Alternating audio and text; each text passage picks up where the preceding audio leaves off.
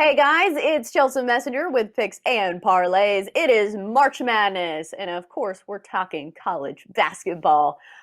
We've got a really good matchup here between Oregon State and Loyola Chicago. It's almost the Sweet 16 in March Madness, and we've got a promo code. Guess what it is? It's SWEET for 20% off the entire site at picksandparlays.net. Loyola favored -7. Oregon State has been one of the hottest teams in the postseason and really the entire month of March. Actually, the total's 126. I forgot to say that in the Okay. intro. But Oregon State 5-0 against the spread in their last five. But oh yeah, Loyola Chicago 5-0 against the spread in their last five as well. We've got Kurt Alexander joining us to break this one down.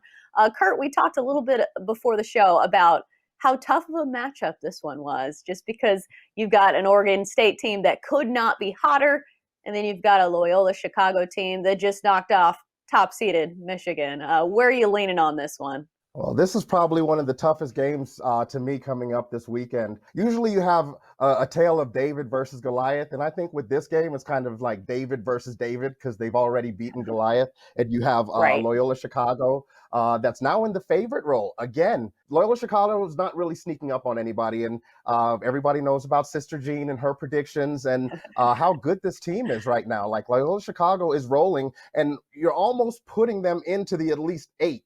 But hold on, because Oregon State might have something to say about that. Oregon State, they're walking around with the chip on their shoulder. I don't know if you've seen, but they have these T-shirts that were made that have the number 12 on it because they were people predicted them to finish 12th in the Pac-12. Shirts now have a line through the two, and they have a first because they ended up winning the Pac-12 tournament. After the Oregon loss, they stepped into the tournament and they took care of UCLA. That was actually a great game. They came back in that one. I was able to get some of the in-play with Oregon State there.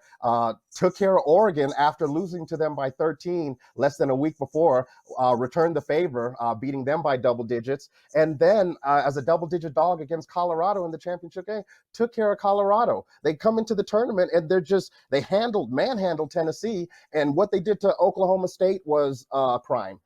Cade Cunningham, I don't think he's seen a defense like that all year. You know, the hype was kind of on Cade Cunningham, the number one pick in the draft, supposedly. But this Oregon State Beaver team is just kind of being overlooked. And here you have them being overlooked again against Loyola Chicago. And yeah, I really like them getting points. I don't see how I get in front of this train. I'm not going to be somebody that's like, oh, yeah, they're eventually going to lose. So I'm going to pick them to lose this game right here. No, I'm going to take them with the points. I understand Sister Jean already has her Loyola Chicago team in the Final Four, but I'm just taking the points here, Sister Jean. You know, let me get the 7 points with Oregon State. Yeah, and this game's not being played on a Sunday. I think it was tough for, any team going against Sister Jean on the Lord's Day. But I think the key for me in this one is the fact that they're getting 7 points, because that's a relatively big spread to cover, especially with this tournament.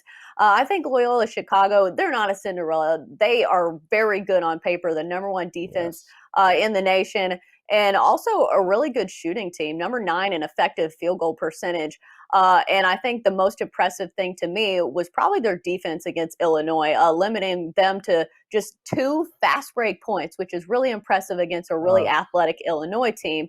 So let's look at this total. It looks really low on paper, 126, but if you kind of dive into the numbers, it's not so crazy. And yeah, what wouldn't you know? Vegas knows what they're doing sometimes.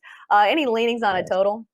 Yes. If I'm gonna take this total, I have to take this under. Oregon State kind of hangs their hat on their defense. You know, like I said, they shut down Cade Cunningham and that Oklahoma State team. But Tennessee also, they held Oklahoma State to 27% shooting, and Tennessee was actually held to 33% shooting. They haven't allowed a team over 47% shooting since the Pac-12 tournament started. So, like I said, Oregon State is definitely gonna count on their defense if they have any chance of even winning this game. And like you said, Loyola Chicago, their defense, goes. They played in a softer conference, so of course maybe the defensive numbers might be a little, confusing there because their level of competition wasn't that great. But they did shut down Illinois, and they held.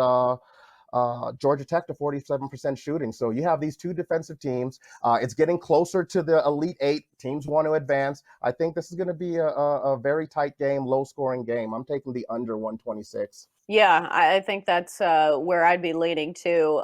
The only thing that scares me about Oregon State is I think they have had a bit of a softer road, just because, man, I think it's just because I think Tennessee is so bad offensively that I don't know how much I'd take from that game. But beating Oklahoma State and Cade Cunningham, Yeah. pretty impressive, especially to, keep this run alive because it's not, one or two games. They've been really solid down the stretch in multiple games Yes. and having the wherewithal to win the Pac 12 tournament. As we've seen, the Pac 12 is much better than people probably expected. As of They are now, they've very been good. killing it in the tournaments. Anything else you think better, Chanel?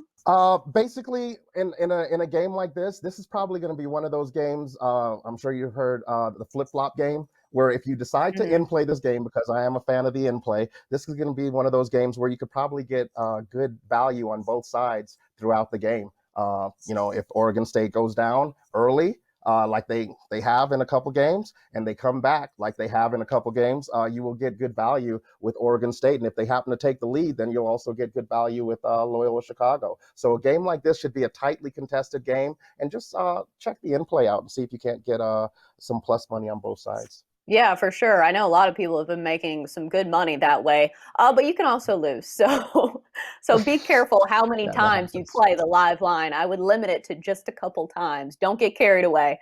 That's going to do it for us here at Picks and Parlays. Great stuff from Kurt Alexander. Kurt, thanks for joining us.